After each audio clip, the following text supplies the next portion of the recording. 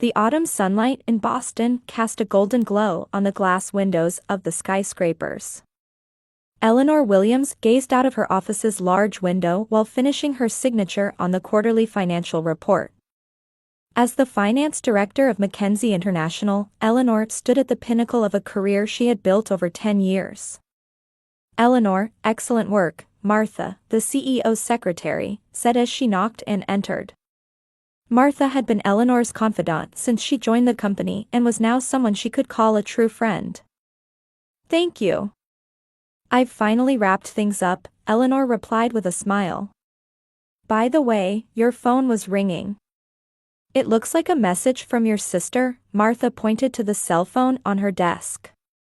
Eleanor's expression clouded momentarily. It was unusual to hear from Linda. The sisters rarely kept in touch. They had been complete opposites since childhood.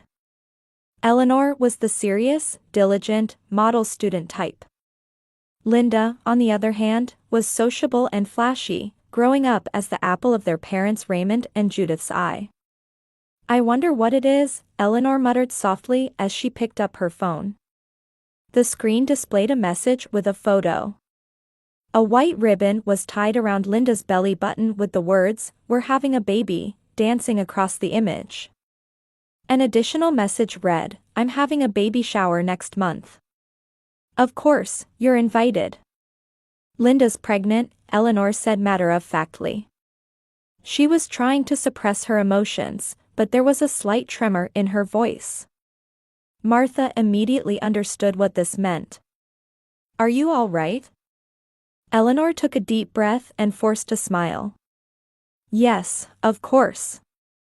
It's wonderful that my sister is becoming a mother." But her mind was being pulled back to an incident 2 years ago. That fall down the stairs, which had been explained to the family as an accident. And the baby she had lost. The words her mother Judith had said when she woke up in the emergency room still echoed in her ears. "It was your own carelessness. What were you thinking, rushing up the stairs like that?" No one had comforted her. No one had tried to understand her wounded heart. Eleanor had continued to blame herself. If only she had been more careful. If only she had been more cautious. "Eleanor?" Martha's voice brought her back to reality. "Sorry, I was lost in thought," Eleanor smiled. "Linda got married last year, didn't she? I believe her husband Brad is an investment banker. My parents must be thrilled." Martha placed a hand on her shoulder. "You don't have to accept the invitation." Eleanor shook her head. "No, I plan to go. They're family, after all." That evening, Eleanor sat in her apartment living room, deep in thought with a glass of wine in hand. Her relationship with Linda was complicated. Since childhood, their parents had treated Linda specially. When Eleanor achieved excellent grades in school, her mother would say, "All you do is study, don't you have any friends?" When Linda was on the verge of failing, she was consoled with, "Don't try to be like your sister, just be yourself." Eleanor picked up her phone and replied to Linda, "Congratulations. I'll definitely be there." Staring at the screen, Eleanor made a decision. She would use this baby shower as the first step toward mending her relationship with her family. She would let bygones be bygones and make a fresh start. The next day, Eleanor was selecting a present for her sister at an upscale department store. She picked up a top-of-the-line baby set and asked the clerk to wrap it. She didn't forget gifts for her parents either. On the day Eleanor was heading to the baby shower, Martha said, "I'll go with you. I'll support you no matter what happens." "You don't need to worry," Eleanor laughed. "I'm just going to celebrate my sister's happiness." Martha took out her smartphone from her bag and said, "Just in case, I'll take this with me. If anything happens, I'll record it." Eleanor smiled wryly at her friend's excessive concern. "It feels like we're heading to a battlefield." But she couldn't deny the anxiety she felt inside. As she got into the car, Eleanor took a deep breath. Well, let's go. The two of them drove toward the upscale suburban neighborhood. Dressed in a sapphire blue dress, Eleanor stood at the entrance of Linda's mansion. Martha smiled quietly beside her. "You're nervous," Martha whispered. Eleanor took a deep breath. "It's fine. Today is a special day." When she pressed the doorbell, Linda herself, dressed in a glamorous party dress, greeted them. "Oh, so you came," Linda's voice was cheerful, but her eyes were cold. "Everyone, Eleanor is here." As she entered the living room, it was overflowing with Linda's friends and relatives. Pale pink and blue balloons floated gently toward the ceiling, and a large banner reading "Congratulations, William's baby" decorated the wall. When Eleanor entered the room, conversation momentarily ceased. She noticed faint expressions of surprise and pity on several faces. It was a reaction she knew well. "Eleanor?" Her father Raymond's voice came from across the room. With salt and pepper hair, he wore his usual refined smile. "Glad you could make it." "You look well, Dad," Eleanor kissed him on the cheek. "This is her older sister," Judith introduced Eleanor to Linda's friends. "She works in upper management at Mackenzie International. She's always so busy, she rarely comes to family gatherings." There was a subtle reproach in those words. Eleanor sighed deeply inside. This was nothing new. "It's an honor to meet you," a woman said. "Linda has talked about you often." Eleanor smiled, but inwardly wondered what Linda had been saying about her. The thought pained her. Standing before the lavish food laid out on the table, Eleanor remembered past family gatherings. At her high school graduation party, her parents had invited Linda's friends but turned away Eleanor's friends citing space constraints. When she won a college scholarship, her father had said, "Remember to cherish true wealth, human relationships that money can't buy." It felt as though he was belittling her success. And then a memory buried deep in her heart resurfaced. Christmas, 2 years ago. Eleanor had visited her parents' home to announce her pregnancy to the family. But as she was about to climb the stairs, she heard her mother and sister's voices behind her. "What will happen to us if Eleanor has a child too?" Linda had said. "She's already successful in her career." "Don't worry," her mother's voice was low but clear. "You're the special one." Immediately afterward, Eleanor had felt a strong force pushing her from behind. Her memory was blank until she woke up in a hospital bed. The doctor explained it as a fall down the stairs, and she lost her baby. The family called it a careless accident, and there were no further questions. Eleanor continued to blame herself. But now, in a corner of her mind, doubts about what really happened that day began to grow. "Champagne?" Linda's voice interrupted her thoughts. "Of course, I'm having the non-alcoholic version," she smiled proudly while gently stroking her belly. "Thank you," Eleanor accepted the glass. Linda leaned in and whispered, "By the way, how have you been since then?" "Falling down the stairs, that was really unfortunate." Eleanor's hand trembled. There was a hint of mockery in Linda's words. "I'm fine," she answered quietly.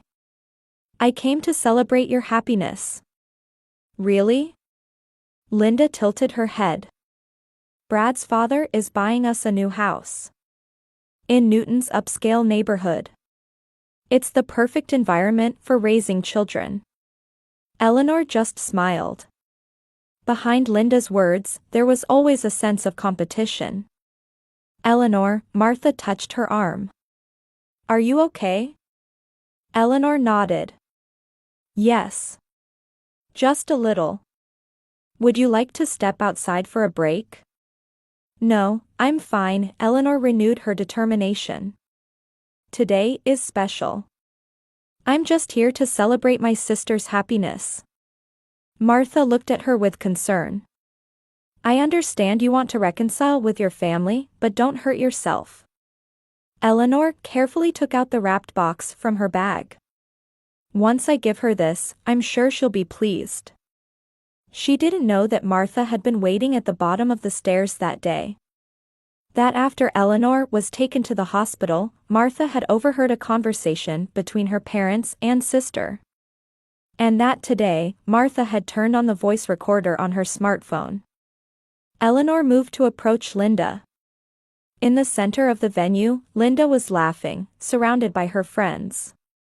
Eleanor hesitated for a moment but quickly made up her mind. This was her only chance for reconciliation. Holding the box with both hands, she began walking toward Linda. The atmosphere in the room seemed to suddenly change. Eleanor took a deep breath and put on a smile. Linda, congratulations, Eleanor said gently. This is a present for you and the baby. The conversations in the room gradually quieted, and all eyes turned to Eleanor and Linda. The wrapping paper was tied with a pale blue ribbon, and inside was the top-of-the-line baby care set she had carefully selected. An organic cotton blanket, baby clothes from a famous designer, and a set of handcrafted wooden toys. All items Eleanor had chosen with care. Thank you, Linda said as she accepted the box. Her voice was sweet, but her eyes glinted coldly. Eleanor then took out a smaller box. And this is a token of gratitude for my parents. To celebrate the birth of their new grandchild. Raymond and Judith looked surprised. It was rare for Eleanor to give gifts to her parents. How thoughtful, Judith said, but her voice was tinged with suspicion. Linda slowly began to unwrap the present. The room fell silent, with only the sound of paper tearing echoing. She opened the lid and looked at the contents. For a moment, a look of surprise flashed in her eyes, but it quickly turned into a cold smile. What lovely presents, Linda said, though she was clearly acting. Just like my sister, practical and expensive. Eleanor smiled. I hope you like them. Linda placed the box on the table and suddenly stood up. Her expression changed. Something she had been hiding seemed to surface. But to be honest. Linda changed her tone. A gift from someone who had a miscarriage? How unfortunate. The air in the room froze. Eleanor couldn't believe her ears. What did you say? Didn't you hear me? Linda raised her voice.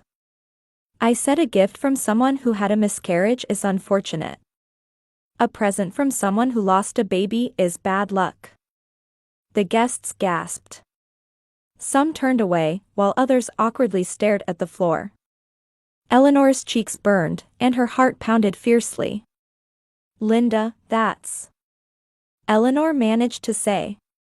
What?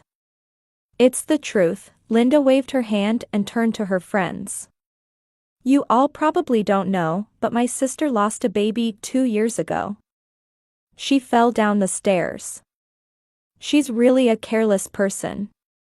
Tears welled up in Eleanor's eyes. She never imagined such cruelty from her own flesh and blood sister. With a trembling voice, she said, I just wanted to celebrate your happiness. The atmosphere in the room changed.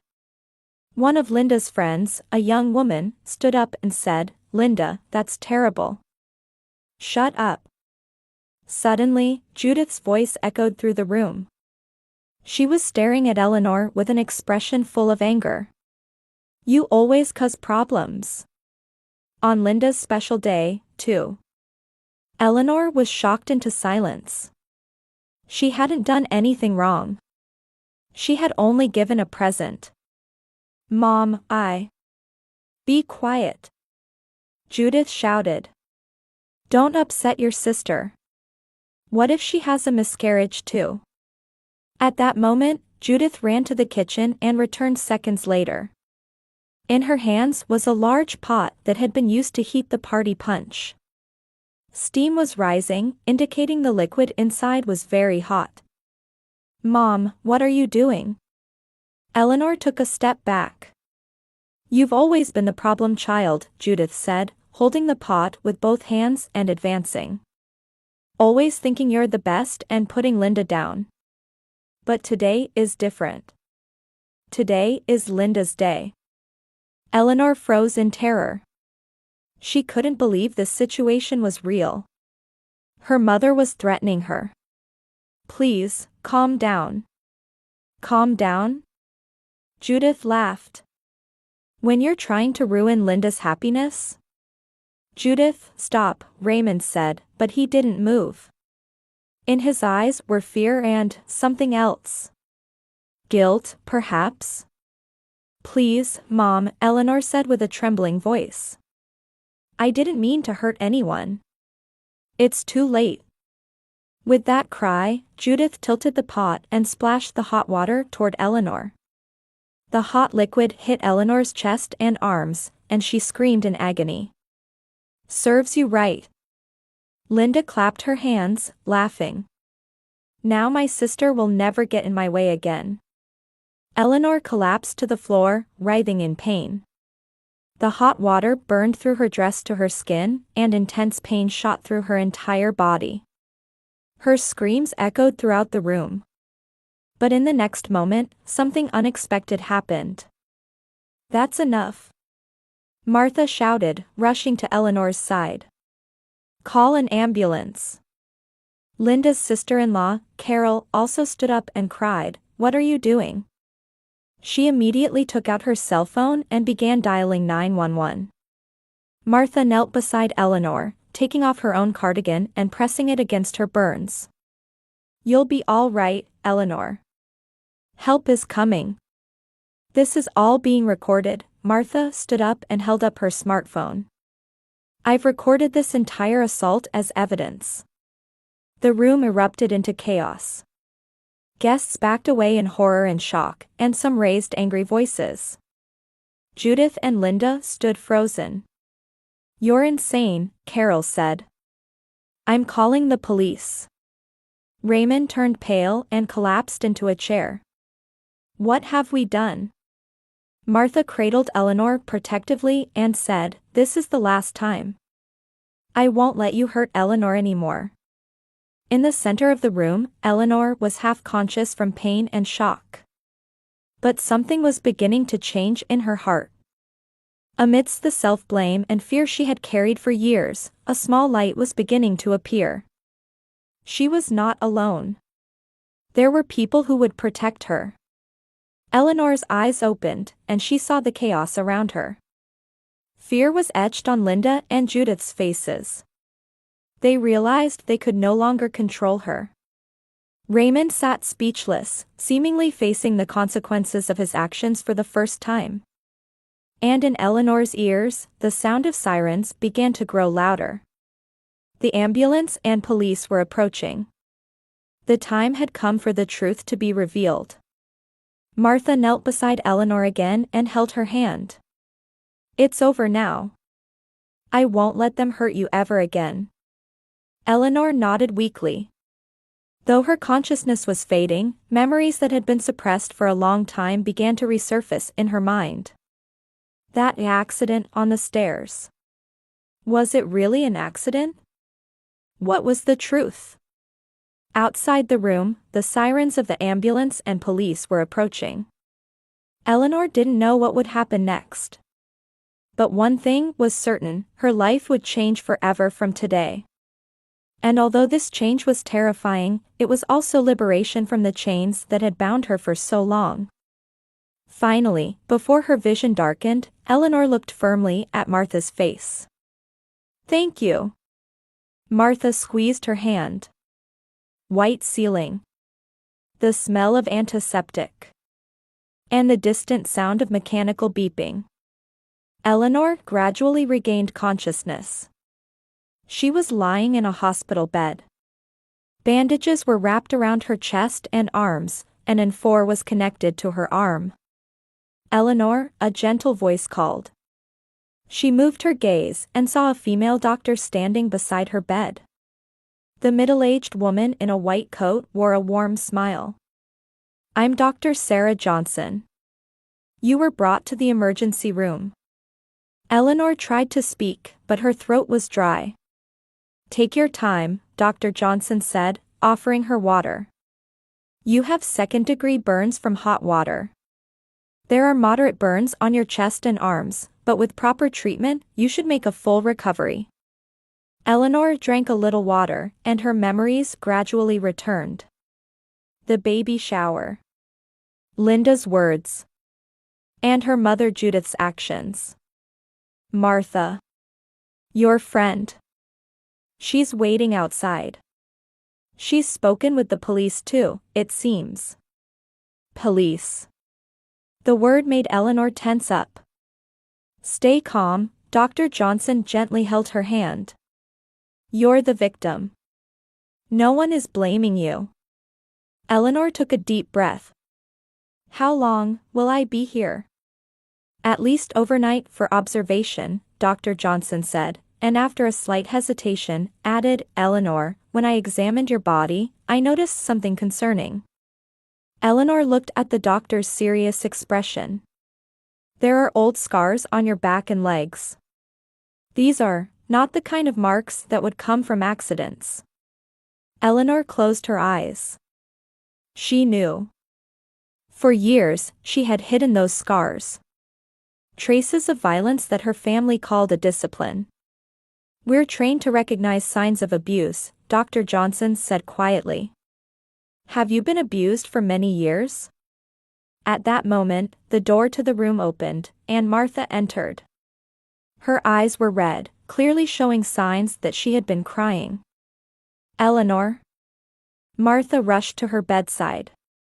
Are you okay? Are you in pain? Eleanor smiled weakly. Martha, thank you. Dr. Johnson smiled at the two of them and said, I'll let you two talk alone, then left the room. Only the two of them remained in the room.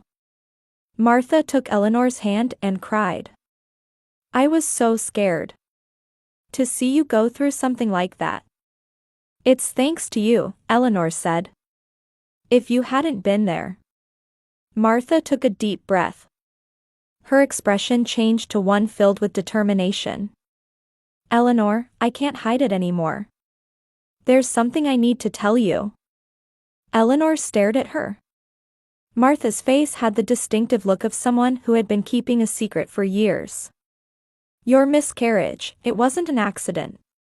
At those words, Eleanor's heart began to race. Deep down, she had always suspected it. That day, I was planning to pick you up, so I was waiting in front of your parents' house, Martha continued. And I saw you fall down the stairs. But it wasn't a fall. Linda and Judith pushed you. Eleanor gasped. Fragmented memories began to connect in her head. The strong impact from behind. The faint laughter before falling. The cold attitude of her family at the hospital. Why didn't you tell me? Eleanor asked in a trembling voice. Martha wiped away her tears. I wanted to protect you. And I wasn't sure you would believe me. You were always trying to believe in your family. But today I couldn't stand it anymore, Martha said. I couldn't watch them hurt you again. She took out her smartphone and said, I recorded everything as evidence. Linda and Judith have been taken away by the police. And other testimonies are coming in. Carol has testified, and neighbors and Linda's friends have been in touch. People who had witnessed the abuse from your family over the years. Eleanor listened in disbelief. Had her suffering been known to many people, yet no one had tried to help her? Everyone was afraid, Martha said, as if reading her thoughts. Because your father held power in the community. But now, people are beginning to speak the truth. Eleanor looked out the window. The evening sky was beginning to turn purple. The world hadn't changed, but something inside her felt fundamentally different. I've blamed myself for years, Eleanor said quietly. I thought I lost my baby because I was careless. My mother and sister. Her voice caught. Martha squeezed her hand tightly. It's not your fault. Your family deceived you. But it's over now. At that moment, there was a knock on the door, and two police officers entered, an older man and a younger woman. Excuse us, the male officer said. You're Eleanor Williams? How are you feeling? I'm okay, Eleanor answered. I'm Detective Davis, and this is Detective Parker, he introduced themselves. We'd like to talk to you, if you're up to it. Eleanor nodded. I'll talk. About everything. For the next hour, Eleanor spoke, for the first time in her life, about the years of abuse she had suffered from her family. Starting with psychological abuse during childhood, manipulation and isolation as an adult, and finally the incident where they pushed her down the stairs while she was pregnant. When she finished speaking, she was tired, but at the same time, she felt a sense of liberation from a burden. Ms. Williams, thank you for your courage, Detective Parker said. These testimonies are extremely important. What happens now? Eleanor asked. Judith Williams and Linda Harrison are currently in custody, Detective Davis explained. They are expected to be charged with assault and battery. And we are beginning an investigation into the incident regarding your past miscarriage. Eleanor nodded. It didn't feel real. Furthermore, Detective Parker continued, it seems the video that Martha recorded has leaked to social media. Many people are supporting you. The video leaked? Eleanor was surprised. Martha apologetically squeezed her hand. It wasn't me. It seems Carol shared it. But maybe that's for the best. They can't hide the truth anymore. Eleanor sank deep into the bed. She was scared to think about what lay ahead. But at the same time, she felt liberated from the chains that had bound her for years. She was no longer alone. And she hadn't done anything wrong. Rest now, Detective Davis said. We'll talk more tomorrow. After the police officers left the room, Eleanor and Martha silently held hands. No words were necessary. They both felt they had taken a step in a long battle. Tomorrow is the real beginning, Martha said. Eleanor nodded. An unknown path lay before her. It was frightening yet full of hope. 6 months had passed, and Eleanor stood in the courtroom, dressed in a black suit with a calm expression. Martha and Carol sat on either side of her, providing support. Eleanor looked at her former family. They were changed. Judith had grown thin and aged, Linda sat with her head down, wearing no makeup. Raymond had completely white hair, and his former dignity had vanished. The moment the verdict was announced, Eleanor felt an unexpected emotion. Not a sense of victory, but a quiet feeling of release. A long nightmare was ending, and a new chapter was about to begin. What had been revealed during the trial was that Linda's pregnancy was a complete lie. The baby shower had been a stage set to trap Eleanor and mentally break her down. Linda had lied to her husband Brad as well. When this fact came to light, Brad filed for divorce. Outside the courthouse, Eleanor was speaking with representatives from victim support groups. She had begun activities to raise awareness about domestic abuse by sharing her own experiences.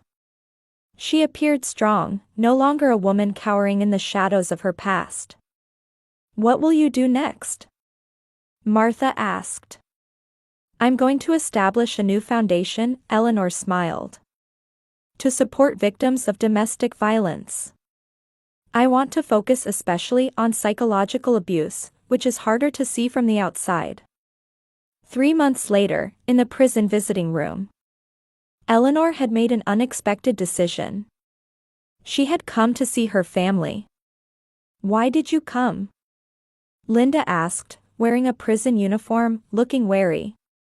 There's something I wanted to give you. Eleanor took a small box out of her bag. The present I really wanted to give you that day. Inside was a letter. A message she had written from the heart about what family means.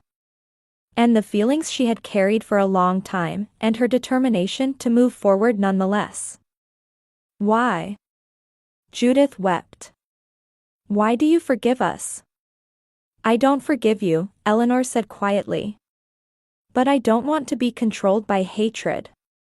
I'm going to look forward and live my life now. I just wanted to give you a chance to reflect on your actions. For the first time, the three showed genuine expressions of regret. A deep remorse that couldn't be expressed in words was visible in their eyes. Raymond choked on his words. We did something unforgivable. Yes, Eleanor stood up. But my life is just beginning. On Thanksgiving Day, Eleanor's apartment was bustling with Martha, Carol, and friends from her support group. Warm dishes lined the table, and laughter filled the room. Let's make a toast, Eleanor raised her glass. To true family. Not bound by blood, but by love and respect. Outside the window, snow had begun to fall quietly. The beginning of a new season. And a symbol of Eleanor's new life.